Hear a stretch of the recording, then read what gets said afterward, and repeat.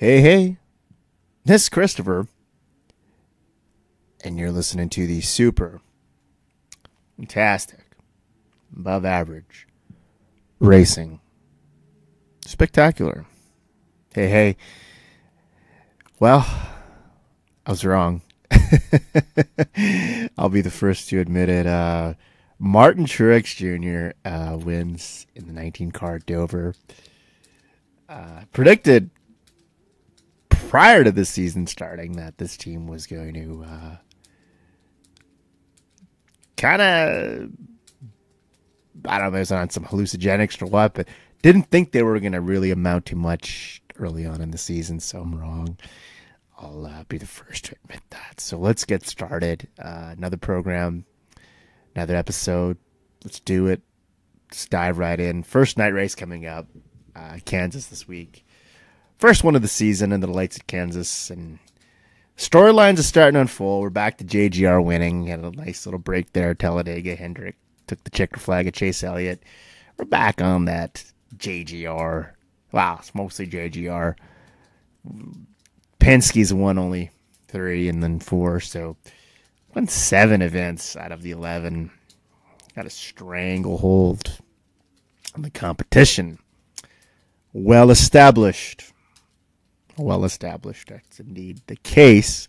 However, we're waiting on Stuart Haas to try to make some noise. I want to break that down into like there's Stuart Haas that looks on the surface isn't performing all that well. Well, the contrary. I started to break some of these numbers down. I took the time to look at the numbers from a year ago.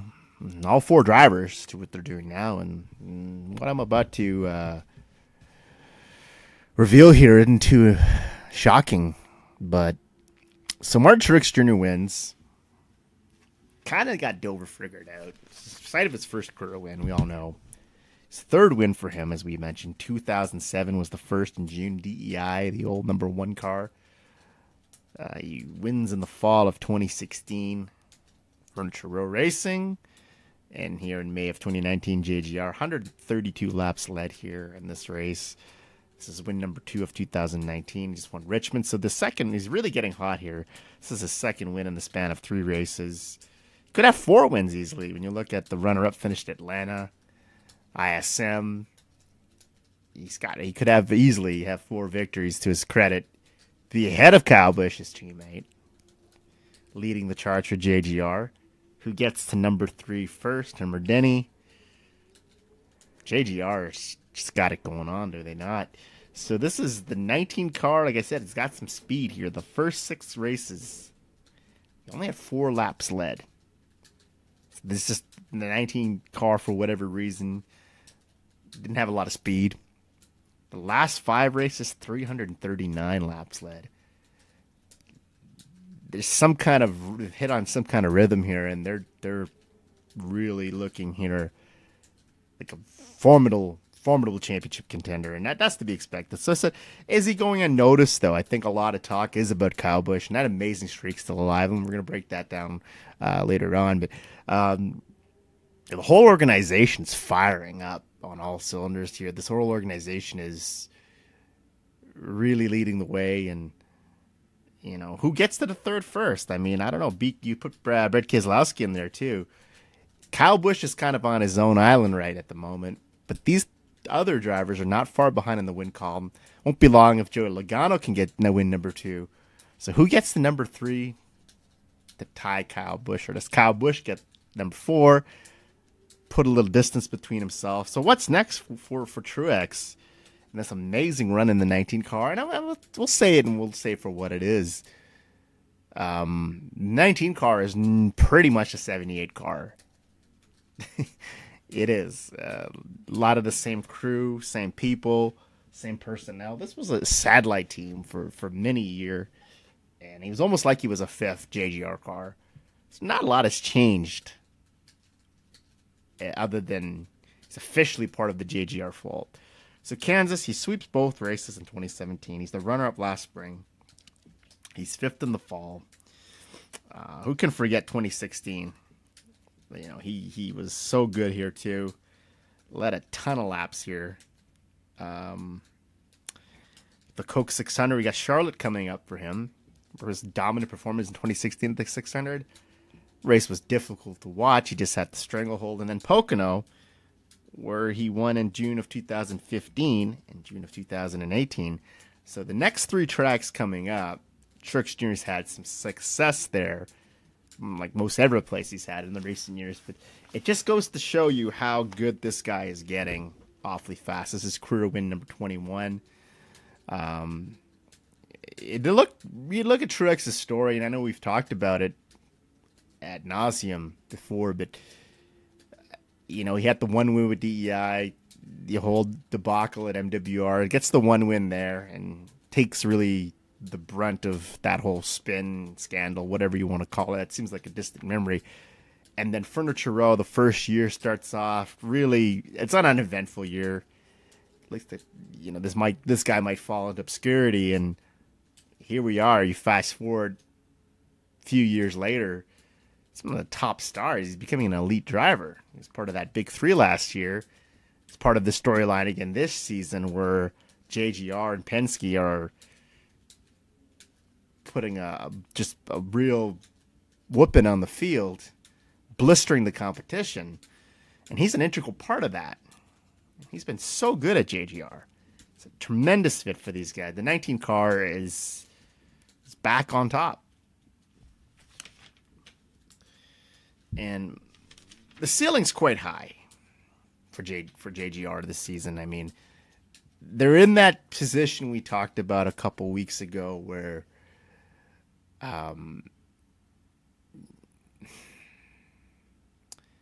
the 20 car, you have the other 3 cars running really well. I know the 20 car's not. They had a good run this week, but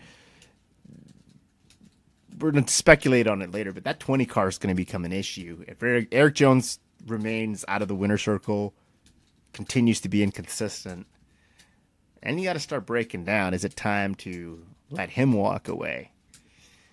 Or is this a big mistake? JGR let Logano go, and like Daniel Suarez go. Can Eric Jones find another home, another place, or maybe he has a better opportunity to succeed, just for whatever the case may be? Christopher Bell, and he won it over at the Xfinity race again, and he's Cup ready. So how much longer do you keep him? That's the hot topic that's going to be at the forefront for most of the summer months as the season rolls on. What's JGR's lineup going to look like next season? It's going to look like in 2021. I know that Kyle's locked up long term. I think Denny Hamlin's resurgence gets him a few more years in the FedEx car. And I know Martin Truex Jr. is going to be part of the plans for a while with JGR. And it just leaves Jones, who's in a contract years. What do you do with Jones? Do you go all in on him? Figure that it might play itself out. And the 20 cars had a few different drivers. Again, Matt Kenseth was in there before him. So that'd be 3 different drivers if they choose to make a move in a span of 5 years. 20 car is the most inconsistent of the JGR group. Sort of the weak link. I know we don't talk about weakest links, but call for what it is. 20 cars only got that 1 win. 2 wins in the last how many years? Weak link. It is what it is, folks. So the runner-up here, and I'm impressed. Alex Bowman, and we talked about the story, the rumor and innuendo story last week. Potentially, if Kyle Larson one day becoming a Hendrick product, and that's pretty cool to think about. It's really neat to think about. It would make it would really put a new perspective on the lineup, and gives it a strong lineup for Hendrick for years to come. As Larson, even if he's in his whatever you want to call it, sort of having a slump this year, struggling, he's going to be good again. I think this is not something that's going to be a fixture for Kyle Larson. You add him to the mix at Hendrick, that makes a very, very strong stable. Alex Bowman, second runner-up finish. He's coming of age. I think the maturation of Bowman is going to determine if he stays in this 88 car long term. I know he signed the extension before the season.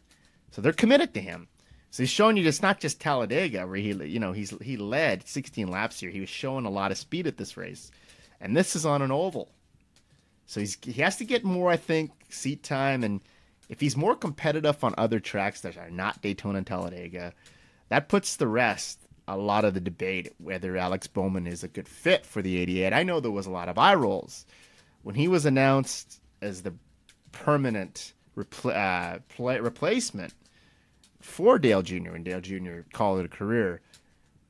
There was sort of that, well, you should have got a bigger name. There was a lot of names out there that might have been better fit for marketing, and Alex Bowman just didn't quite fit that at the time. His previous experience was with struggling teams like BK and Tommy Baldwin Racing, where we really didn't get a chance to see what he had because their equipment for what it is, and it's nothing against Tommy Baldwin and BK. They were in the sport. They gave it a shot. They're not Hendrick. They don't have the ability to compete every week and be up front like a Hendrick does. They don't have those resources. And I think given anybody that situation, you could talk about that years ago in the 90s or the 2000s, some of the drivers that never quite had their big break at the cup level. You say we'll put a Todd Bodine in there, and a Ted Musgrave, a Jeff Green. Some of those drivers had opportunities with big name teams as well. Johnny Benson Jr., just for whatever reason, doesn't work. You could say that with Bowman. Is Bowman one of those drivers where you've given him the tools to succeed? He's at a top-tier team, and it's up to the individual to get the most out of his abilities. But again, it goes back to your car. You can only be as good as your car, how good the team is and how they're going to set it up. And Hendrick's in that real rebuild mode now where they're all in on Chase Elliott. They still like to get something out of Jimmy Johnson before his career winds down. William Byron is the face of the future of the organization. And you have the momentum from the Elliott win at Talladega. And Bowman and his runner-up finish there. And Hendrick is... it's inspiring to see this kind of performance. They're starting to improve their performance a little bit. So you have him right now. He'd be playoff bound again, as if it were if they were going to go. He'd get on points again. I know he surprised a lot of people last year, myself included. You think he's going to get bounced in the first round. He made it to round number 2. It's pretty cool. This year, it's can he win? Can he make this? Can he win? Can he win? Can he get into the playoffs with that win? Pocono. He had a good run at Pocono, and we're coming to Pocono in a couple weeks. Remember last year? Strong finish he had there. Is Pocono circled on that calendar? Can you get the job done there? You get yourself in. Michigan coming up. There's a lot of good tracks. Daytona's coming. I know you don't want to keep relying on the restrictor plates to get yourself that win, but those are opportunities for Alex Bowman to win, get into the playoffs, solidify himself as an up-and-coming star. He's a young fella. I mean, he spent a lot of time with teams that didn't quite have the resources, and you just got to give it some time. And I think Hendrick is putting the time and effort that showed a tremendous amount of confidence by giving him this ride in the first place, then signing him to an extension. I think, contrary to what we might have discussed last week, and that was just a rumor and innuendo, Kyle Larson is the cornerstone, the centerpiece of Chip Ganassi. To see him leave would be a tremendous blow to that organization. But it's still fun to think about it, and it still could be a possibility. It's not a strong possibility, but it still could be there in the future. And then you have William Byron, who's showing a little life. 8th place finish here. 2nd top 10 in the last 5 races. He's finished at 6th at Texas. So he's outside the playoff picture now. It's can he get in? Is Byron, the inconsistency, there's a lot of seat time. And I think working with Chad Knaus, this partnership is almost a little bit like you want to Karate Kid this. This is built for the future. You have Knaus as Mr. Miyagi, and then you'd have William Byron, Daniel LaRusso.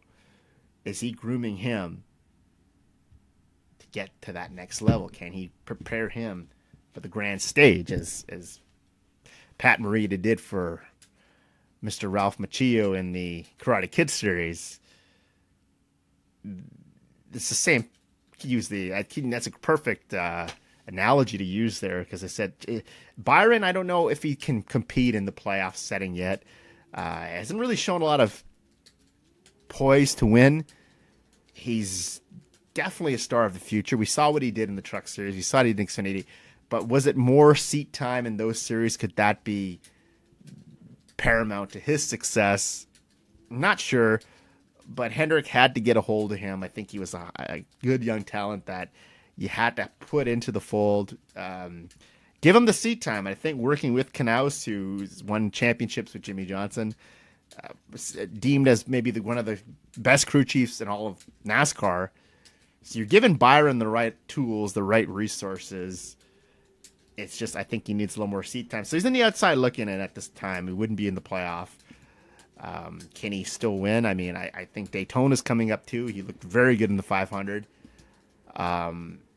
This is built for the future. This is not built even for this year. I think this is 20, 21, 22. William Byron in the 24 car is, again, the future at Hendrick is ridiculously bright. The once powerhouse organization that had legends like Jeff Gordon. You have Jimmy Johnson, who's been in the fold for a while. You had Dale Earnhardt Jr., who was there. Casey Kane, Terry Labonte. You had great championship drivers. Casey Mears was here at one point. Drivers with a lot of clout, a lot of pedigree. And Hendrick was such a good organization for so long. They had a lot of good young talent that never quite made it to this level. Ricky Hendrick would have been one had he not met his demise, Landon Castle. So you have now Hendrick is regrouped. They've restructured it. We talk a lot about them and what they're doing with the organization. I'm liking what they're doing, and I said that last week, whether they add Kyle Larson or not. It's an encouraging sign to see a driver like Alex Bowman backs up his runner-up finish in Talladega, where it's easy to dismiss it and say, it's Talladega. That's plate racing. He's in the right place at the right time. Backing that up, solid run on a very difficult surface like Dover. Alex Bowman is on the rise, and I mean, put Pocono, I'd be circling Pocono. He had a phenomenal run there last July. Back that shit up. So up to Kyle Larson. We segued Mr. Larson. Third place run here. Desperately needed this run.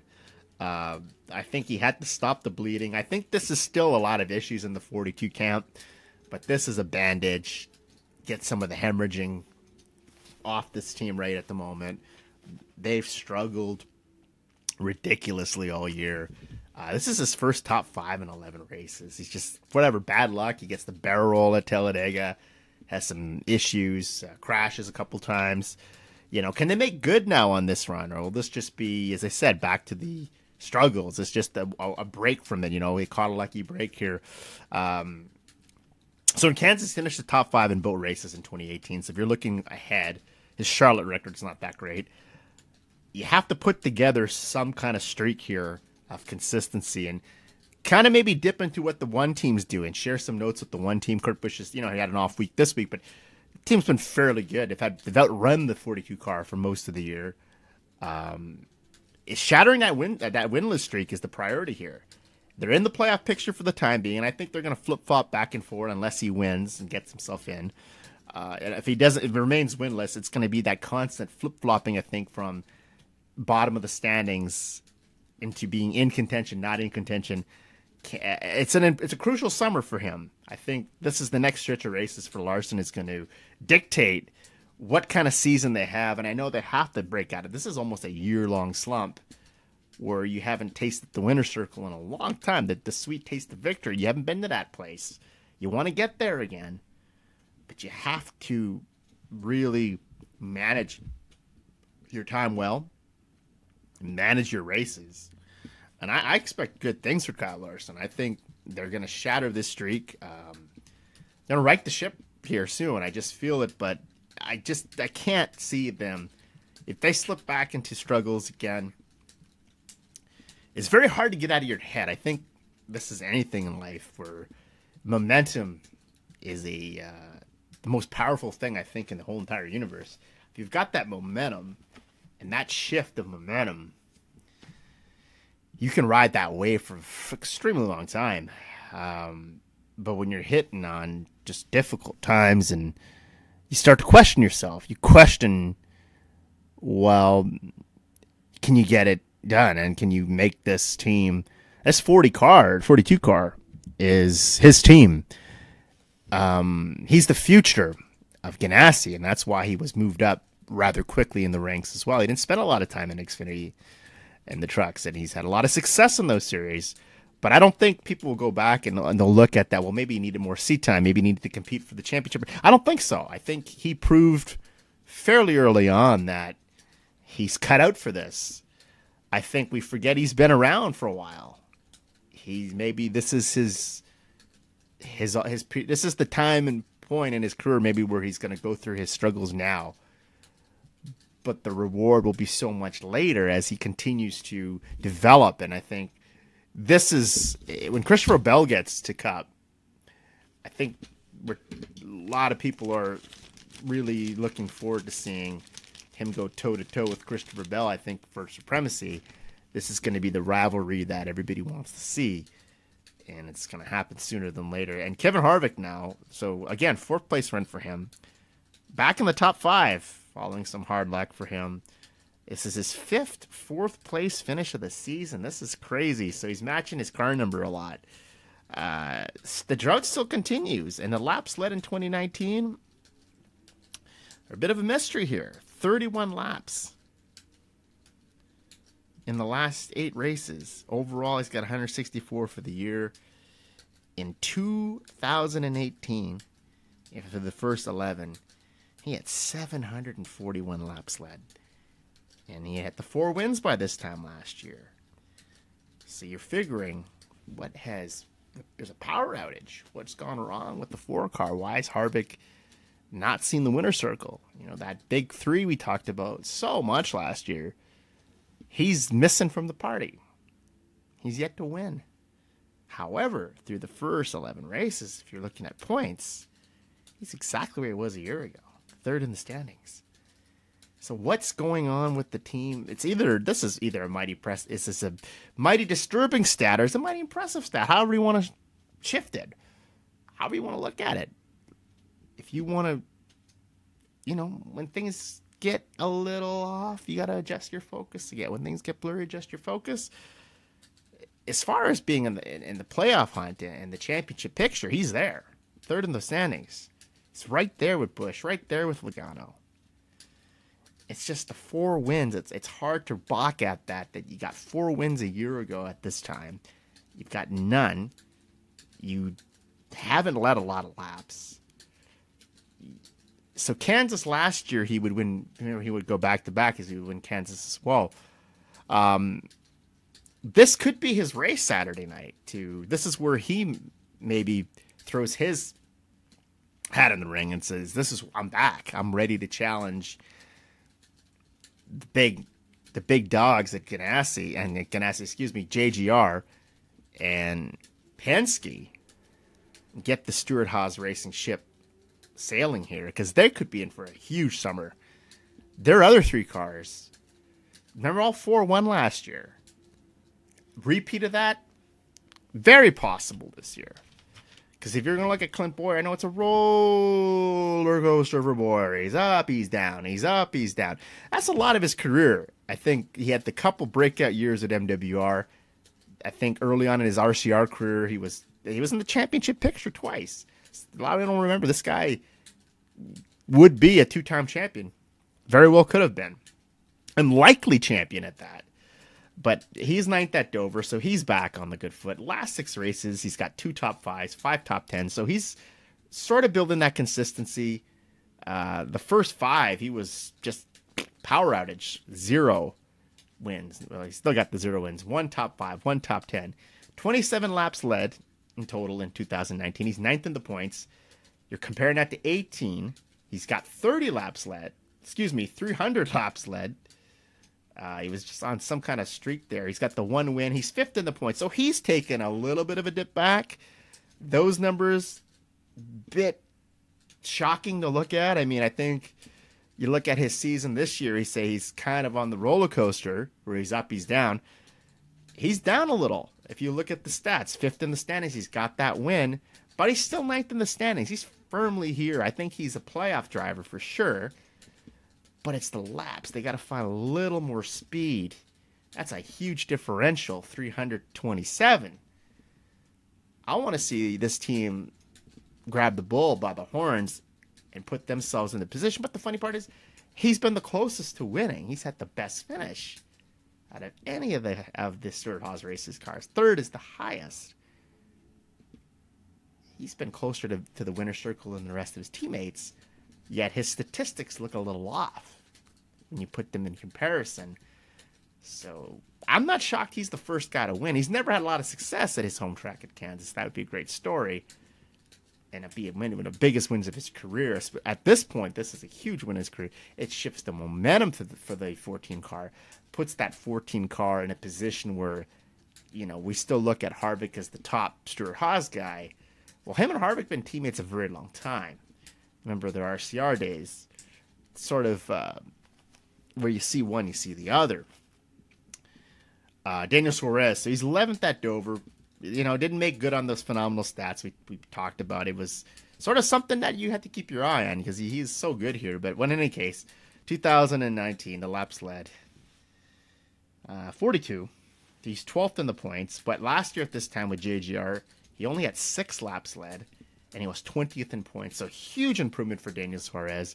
I think he's still figuring out being a part of the Stewart-Haas group. I think he's going to get there. He's going to have a great season. Be great momentum if he can get voted into the All-Star race. I think that's something that team's goal right now is to get into the All-Star. Lots of racing left for him. I know Pocono last year. We know with the runner-up finish to his teammate at the time, Kyle Busch. He's circling that on his calendar maybe. Bring back some of that magic he had at Pocono last year. And Pocono's been a place where you see different winners. It's sort of a momentum builder for a lot of the drivers, I think, through the years. And you see wins by Dale Earnhardt Jr. there, Carl Edwards, Martin Truex Jr. It sort of set the pace for their season. Casey Kane 1 year. So you see this has become a track where it can set the standard for your season. And I think Daniel Suarez more than qualifies for that. And Eric Almirola, 16th at Dover, sort of off, but this is where his stats are really interesting. Similar to Harvick's. He's led 99 laps this year. He's 11th in the points compared to a year ago. He leads that one lap at Daytona. And he's still 11th in points. Interesting stat. So the 10 cars had some speed. More speed than they had a year ago.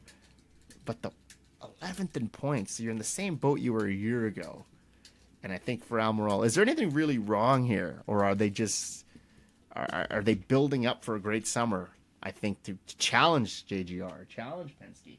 I think a three race for the top 3 teams, competing for supremacy is a lot more interesting too. The stats are great. It's just the win column. None of these cars have been able to visit the winner's circle yet. Some tweaking. Collectively as a group, this team has to put it all together. But who gets there first? You take your pick. It looks like it's sort of picking at straws here, and it's a good opportunity for them coming up. Kansas, Coca-Cola 600, you win a race like that. That's huge for your career.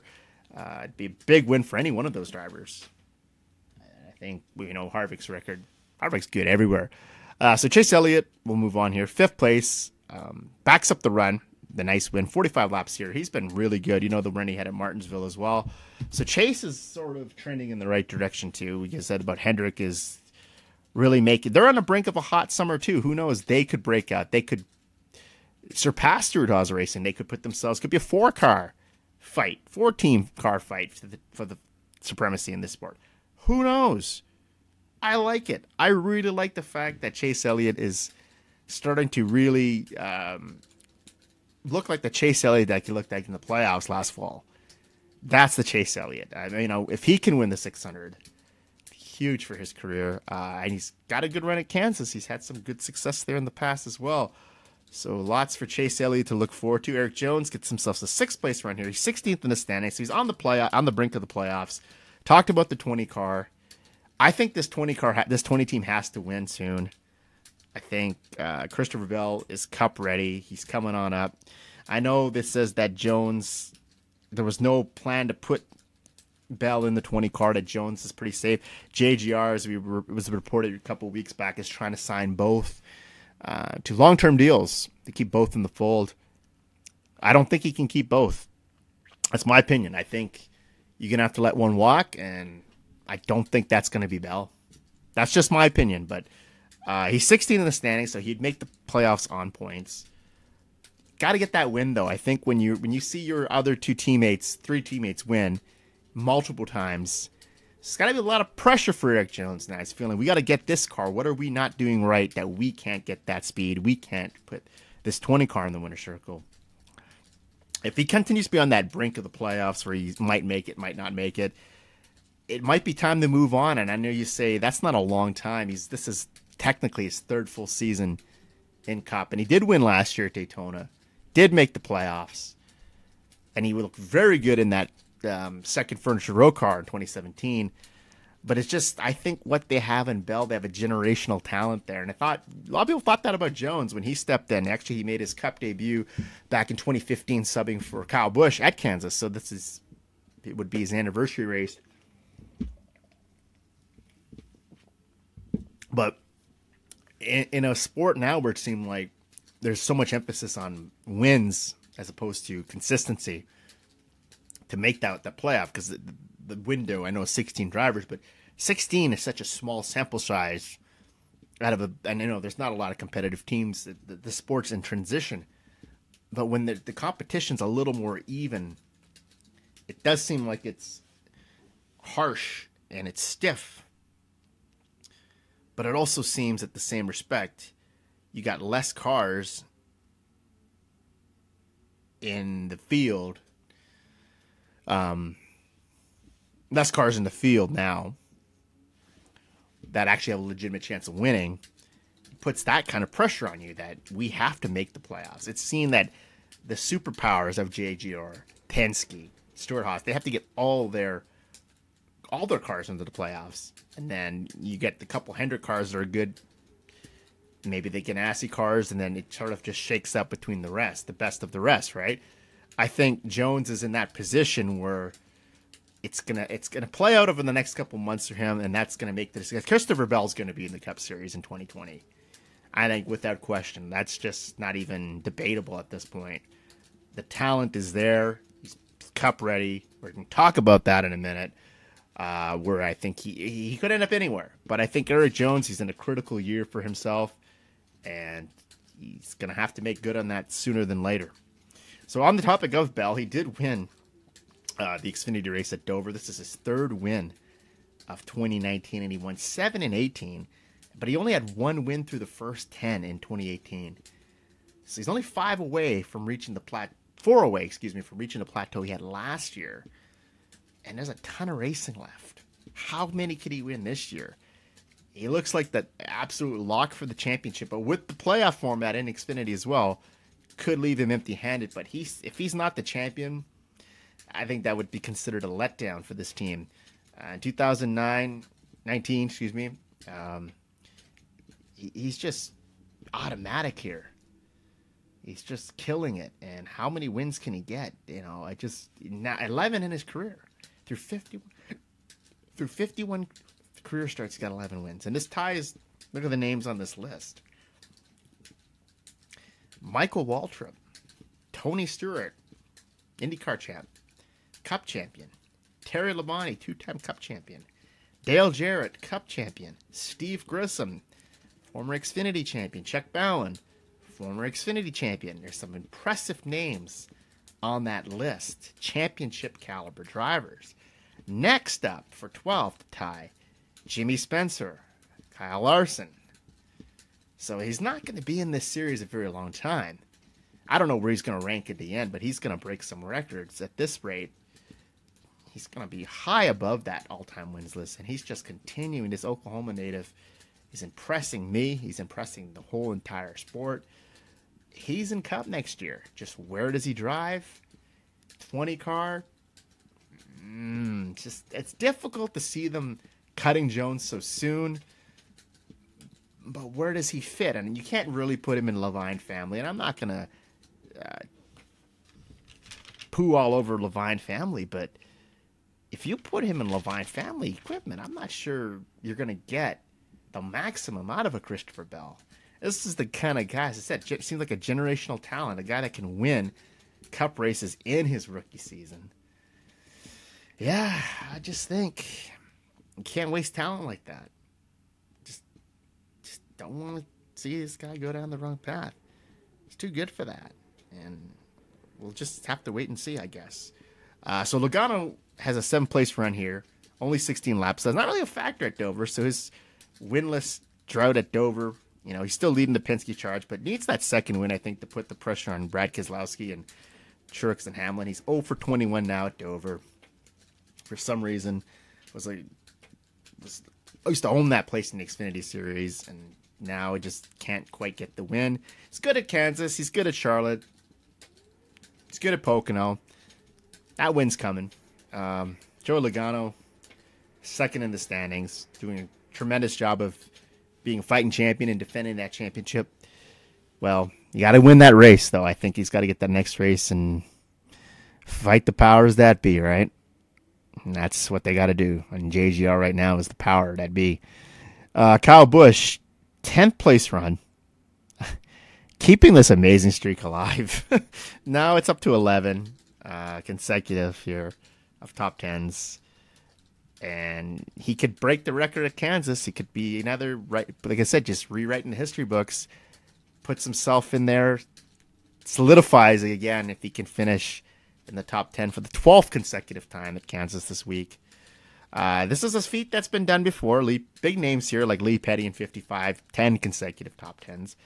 This is a bit of a surprise when I was doing my research. James Harvey Hilton, 10 consecutive top 10s in 72. And unfortunately, he met his demise recently and is almost cut out of that same mold as Dave Marcus and Morgan Shepherd, which ironically is on this list as well, Mr. Morgan Shepherd. Still was trying to make the 500 and still race Cup races in his 70s, 60s, into 70s. And unfortunately, he's no longer with us. But pretty cool to see James Hilton on that list. Cale Yarborough, 1974, 10. And the man that he is tied with at the moment, Kyle Busch, can shatter his record, surpass him at Kansas if he finds a way to squeak into the top 10 one more time. My goodness gracious, can he do it? I think he can. And I'm really behind him. So Morgan Shepherd for the Wood Brothers in 1990 had 11 consecutive top 10 finishes.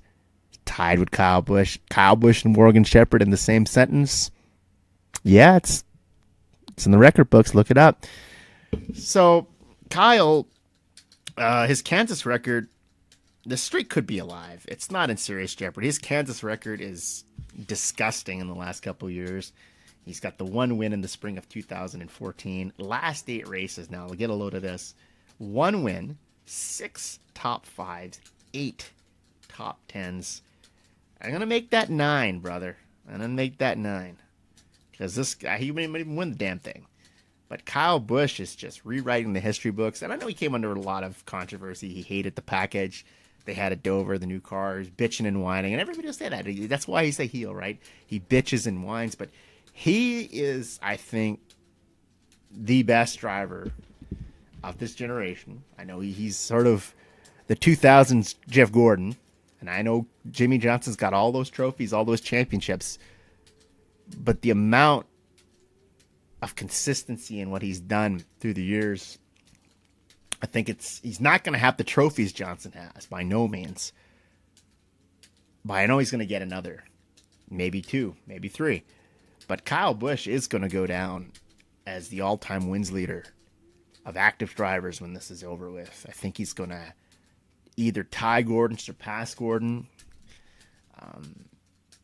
It's just, for whatever reason, he's outspoken.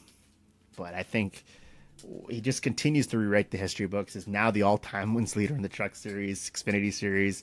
It's just continuing to cement a legacy that is Hall of Fame bound. And whether you like him or hate him, Kyle Busch, I think, just deserves your utmost respect. And he's great driver. So the drivers to watch at Kansas, I think, look at Alex Bowman. I think momentum is a glorious thing. I think he could make a huge impact statement if he runs up front here at Kansas. Has a shot at maybe at the win. He's had 2 top 10 finishes here. He was 9th last fall, and then he also finished 7th in the fall of 2016 when he was subbing for Dale Jr. And can he make this 3 consecutive top 10s? Can we start getting on the Alex Bowman train? Start jumping on the Alex Bowman bandwagon? Nonetheless, it's a great story. I think him to have a runner-up finish at Dover, backing up his run at Talladega, where a lot of people might have said, yeah, it's just restricted, but it's just plate racing. But it's more than plate racing. I think Alex Bowman is a star on the rise, and I think he could have a really good run on Saturday evening at Kansas. Kyle Larson, same thing. Momentum, can he build on that 3rd place at Dover? Desperate need of a win.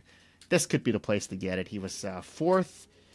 He was 4th in 2018 in the spring, 3rd in the fall of 2018. It was that devastating finish where he fell short of moving on to the next round of the playoffs. He was the runner-up in the fall of 2014. Seems like a good racetrack for him through the years. Build upon that momentum. Ganassi, I think, is going to have a great run for both cars at Kansas. Kyle Larson in the winner's circle would be a game changer and would sort of set things off a little bit for Penske and Joe Gibbs.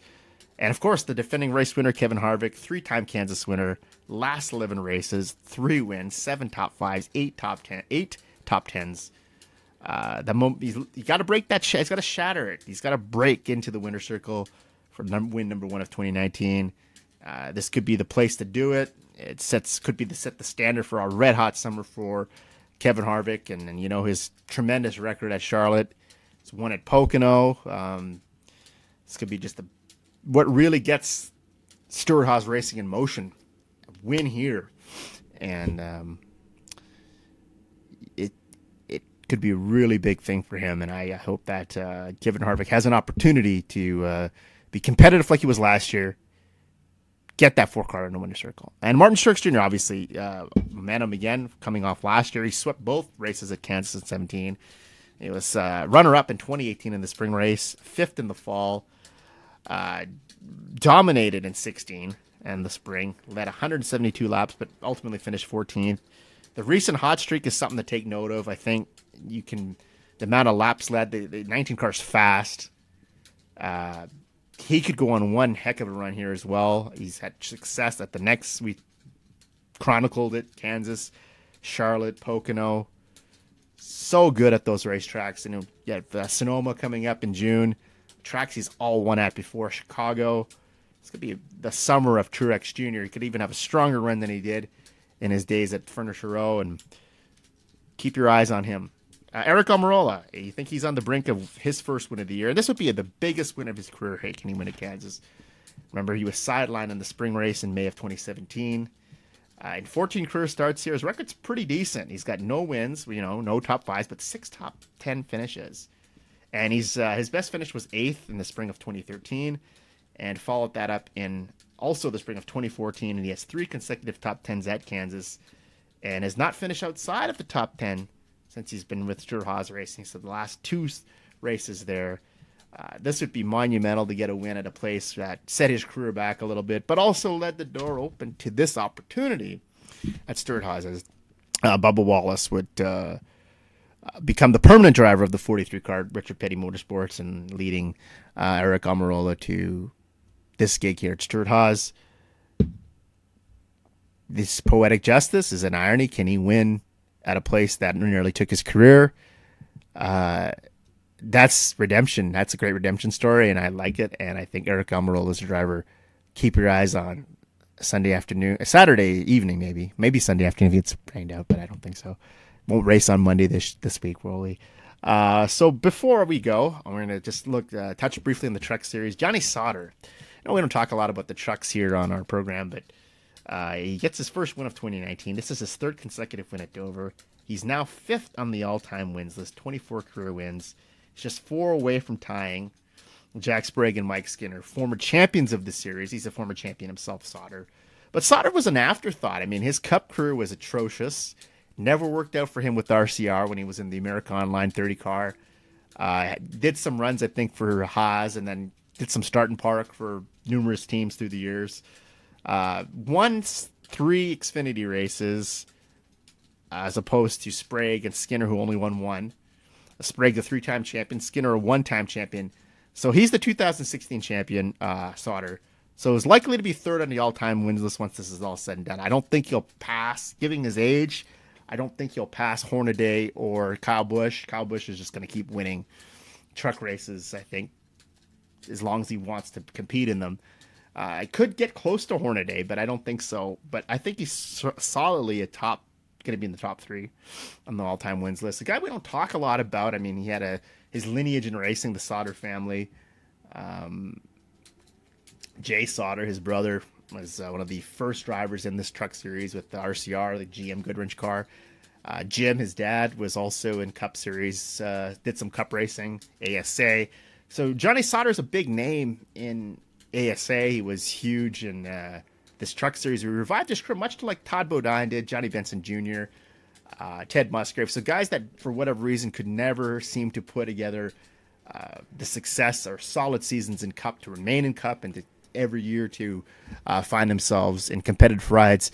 Went back to the Truck Series. Mike Skinner did the same himself after some success in the Truck Series, went to Cup, moved back down. So Sauter did the same thing. He reinvented himself here. And you sort of look at Hall of Fame, and we need to talk about the criteria. Ron Hornaday's in the Hall of Fame. Jack Sprague maybe one day. Skinner, I don't know. I don't think he has quite the credentials, but Sauter definitely would. I think if he adds another championship, and he won again with another team. This is a different team. This is his third team that Sauter's raced for in his Truck Series career since 2009. That's impressive in itself. If he can add another championship, he's in the battle every year. He's in that Final Four every year, it seems like, since they've gone to that playoff format. He adds another title to this, maybe 2. He starts talking about Johnny Sauter, most unlikely guy, but Hall of Fame credentials. I think if he adds that second championship, gets himself past Sprague and Skinner, puts himself third on the all-time wins list in the Truck Series, you start, questioning this. Can this be a legit Hall of Fame driver? And I think I'm going to say the answer is yes, if he can do that. But it's still pretty cool. He won his third at Dover, consecutive, settling in nicely with the new team. Was released after puzzling, but he was released from the ISM team last year in favor of Brett Moffitt, who had sponsorship, whatever the case may be. So interesting enough, Johnny Sauter could be a Hall of Fame NASCAR driver. Unlikely. Not a lot of success in Cup, as we said, or Xfinity. Got the 3 wins, but something to think about.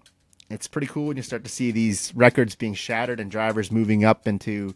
I think Matt Crafton, you think, is another driver that is going to be on that bubble too. Is he a Hall of Famer? Spent most of his career in the Truck Series. Did sub for Kyle Busch when he was injured in 2015. I think the one race at Daytona.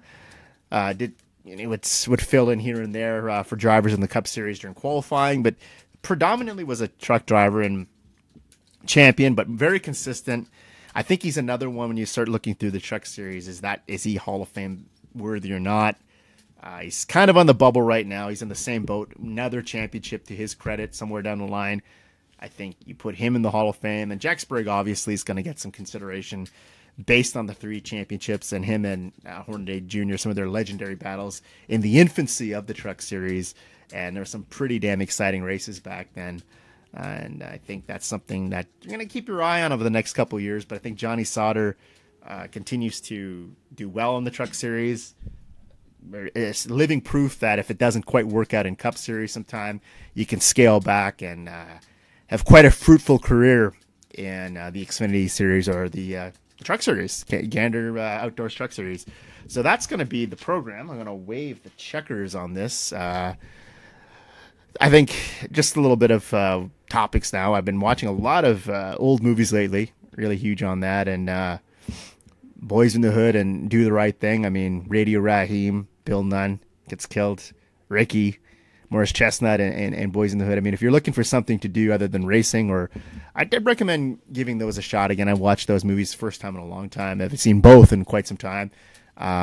Huge fans, huge favorite of mine. I think if you're in Canada, Crave TV is airing. You can find Do the Right Thing on Crave TV and Boys in the Hood on Netflix. So just a little something on the side.